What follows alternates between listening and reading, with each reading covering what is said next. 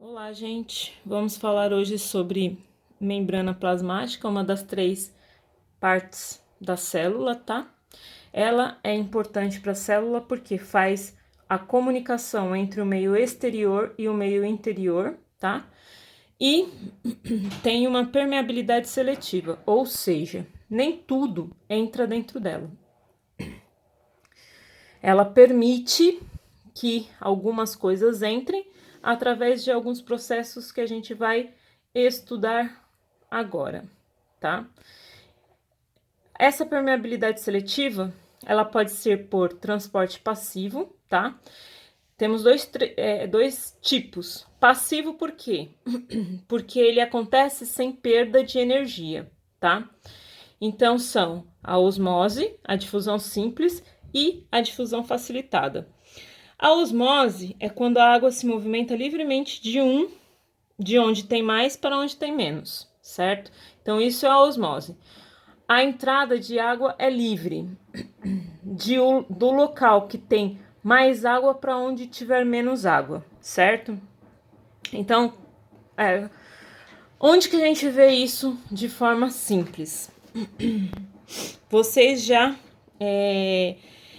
fizeram salada de alface, né? E aí temperaram com sal, nem precisa dos outros temperos. Se vocês temperarem com sal somente, vocês vão perceber que a alface, ela fica de forma estranha, né? Ela fica gosmenta com o tempo, se você deixar muito tempo ela, né? Isso nada mais é do que um processo osmótico que acontece nas células da alface. Você coloca sal nela, o que vai acontecer? O sal, ele vai desidratá-la, ou seja, a água que tem nas folhas da alface, elas vão sair de dentro da célula da folha e vão para o meio exterior, por conta de respeitar esse processo osmótico, né? Então, vai de onde tem mais água para onde tem menos água. Entenderam? Isso que é osmose. Isso acontece nas nossas células também. Então, se a célula ela tá no meio que tem muito sal, né, dentro do nosso corpo, o que acontece com essa célula? Ela perde água para o local que ela está, tá bom? Por isso, quando a gente come alguma coisa muito salgada, a gente toma muita água. É justamente para manter o equilíbrio, tá bom? Já a difusão simples, ela é a passagem do soluto de onde tem mais para onde tem menos, sem gasto de energia. É mais ou menos a mesma coisa.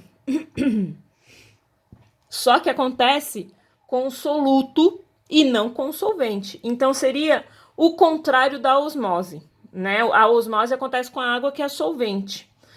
No caso da difusão simples, onde tem mais soluto, esse soluto vai passar para dentro ou para fora. Então, se eu estou no meio que tem muito, por exemplo, potássio, então esse potássio ele vai entrar dentro da célula que tem menos, por exemplo, tá?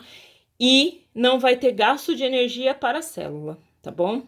A difusão facilitada é outro transporte passivo e as substâncias entram na célula com gradiente de concentração a favor. Então, também não tem gasto de energia. Ela é como se fosse uma difusão simples e também uma osmose, tá? Então, depende da concentração do solvente ou do soluto, né? Vamos dizer assim que a difusão facilitada é o processo de osmose e de difusão também, tá bom? Por quê? Porque osmose é a passagem do solvente, a difusão simples é a passagem do soluto, para dentro ou para fora da célula, dependendo do gradiente de concentração, ou seja, da concentração desse solvente ou desse soluto, tá bom? Ainda temos na membrana plasmática o transporte ativo. O que é isso? É quando há a perda de energia. Então, esse daqui acontece sem perder energia, porque ele é facilitado. Agora, esse daqui é como se a gente tivesse que colocar, por exemplo, um carro dentro de um quarto com aquela porta de 1,80 m, né, por 1 de largura, e o carro tendo, pelo menos o dobro dessa largura, tá? Então, o que a gente teria que fazer? A gente teria que quebrar a parede para poder passar com o carro, não é verdade? Aí a gente ia gastar muita energia, né? Até quebrar a parede para poder construir uma passagem para esse carro, gasta-se energia, não é verdade? Então, é mais ou menos o que acontece com o transporte ativo. Então, a gente tem como exemplo a bomba de sódio e potássio, tá? Transporte de substância com gasto de energia. Bomba de sódio e potássio, assim, ó. Sódio e potássio é uma coisa que é muito necessária no nosso corpo, tá? Eles juntos produzem muitas muitas reações dentro do nosso corpo que são importantes, tudo bem? Daí o que acontece? O sódio é vamos dizer assim, ele é uma molécula muito grande, é um átomo muito grande. Para ele passar, seria o carro passando por uma porta pequenininha de 1 metro. Um carro de 2 metros, por exemplo, de comprimento, numa porta de 1 metro de comprimento. Então, o que acontece? Quando a membrana plasmática, né, dentro da célula é necessário o sódio entrar, ela tem que fazer um esforço muito grande para se abrir, para esse sódio grandão entrar, certo? Só que o sódio, vamos dizer assim, que ele não se dá bem com o potássio. Quando o sódio entra dentro da célula pela membrana plasmática, o potássio sai. Só que para o potássio sair, como ele é pequenininho, né? Ele é como se fosse, sei lá, uma criança. Então, supondo do carro aqui o sódio e o potássio uma criança. Parede foi quebrada para entrar o sódio, mas para sair o potássio, não precisa se quebrar nada. Por quê? Porque a criança passa tranquilamente pela abertura, certo? Então, essa entrada e saída, né? Essa entrada de sódio e saída do potássio, ela garante algumas reações que acontecem no nosso corpo que são importantes, tudo bem? Bom, e transporte ativo, justamente porque gasta energia, tá? Transporte passivo porque não gasta energia. Bom, a gente ainda tem outros 2 tipos de entrada e saída de substâncias pela membrana plasmática. Lembrando que a membrana plasmática é uma membrana, perdão, lipoproteica, ou seja, ela tem proteína, ela é formada de gordura, mas ela tem uma proteínas que são, vamos dizer assim, que entram dentro dessa camada de lipídio, tá? É uma bicamada lipoproteica, tá bom? Bom, aí nós temos ainda a pinocitose e a fagocitose. A pinocitose nada mais é do que a ingestão de moléculas solúveis, né? Aquelas que são diluídas em água pela célula quando há dificuldade do mesmo entrar pela membrana. Então, às vezes, tem algumas moléculas aí que não entram facilmente pela membrana plasmática, daí ela tem que entrar por meio de pinocitose, que são vesículas formadas, certo? E aí essas vesículas elas conseguem entrar com vamos dizer assim, e sair, né? Entrar e sair da célula com mais facilidade, tá? E a fagocitose é a ingestão de partículas pela célula. Partículas que não são interessantes mais para aquela célula, elas são englobadas por fagocitose e jogadas para fora. É o que os glóbulos brancos fazem no nosso corpo, tá? E os protistas, que são seres vivos aí, que a gente vai aprender mais para frente, esses também fazem a fagocitose, tá? Por exemplo, a ameba, né? E outros mais, tá bom? É isso sobre membrana plasmática. Nós temos uma outra parte para estudar da célula, a última parte, né? Que é o núcleo celular. O núcleo celular é importante por quê? Porque ele é como se fosse um, entre aspas, cérebro do corpo, tá? Ele somente está presente nas células eucarióticas, lembra? Célula que possui membrana, citoplasma e o núcleo organizado. As outras, que são as procarióticas, não apresentam o núcleo organizado, tá? Elas apresentam o núcleo espalhado pelo citoplasma. Bom, é também onde se encontra o material genético, que a gente conhece como DNA. dos organismos ou uni ou pluricelulares. Não importa se é um eucarion, um protista, por exemplo, ou se é uma planta. Todos eles vão ter um material genético, tá? E esse material genético vai estar no núcleo. A função principal do núcleo são as tomadas de decisões da célula. Por isso que eu disse, né, que ele parece um supervisor, um pequeno cérebro dentro da célula, porque é ele que vai tomar as decisões naquele momento. Lá dentro do núcleo se localizam os cromossomos, tá? E eles são compostos por DNA espiralados, tá? Então é como se fosse um enroladinho, como se fosse um barbante, sabe? Então, eles estão dessa forma no núcleo, tá? E compostos por genes que codificam as informações para a síntese proteica, que ocorre nos ribossomos. Então, a síntese proteica a gente já falou que ocorre nos ribossomos, né? Que ficam lá no complexo de Golgi e ficam andando do núcleo para o complexo de Golgi não, retículo endoplasmático, né? Ficam levando e trazendo mensagens, tá? Para fazer a proteína. E esses genes é que são os mandantes. Eles mandam os ribossomos levarem a mensagem para que o retículo endoplasmático, então, produza determinada proteína.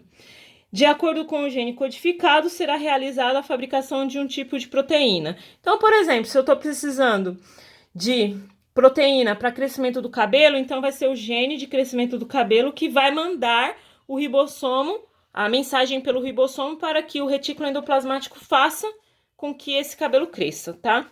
É óbvio que vai ser nas células capilares. Bom, esse núcleo, ele ainda é composto pela membrana nuclear, que é a carioteca, tá?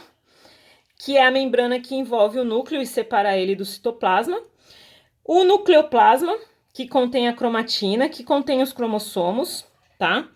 E o nucleolo, que é uma fábrica de RNA ribossômico. E ficam armazenados até o momento da síntese proteica. Então, no nucleolo é que ocorre a fabricação do RNA ribossômico, tá? Que a gente vai falar mais pra frente. Bom, daí a gente tem que falar dos cromossomos propriamente ditos. É a última parte. Como eu disse, cromossomo está no núcleo celular. Ele é formado por longos fios de DNA.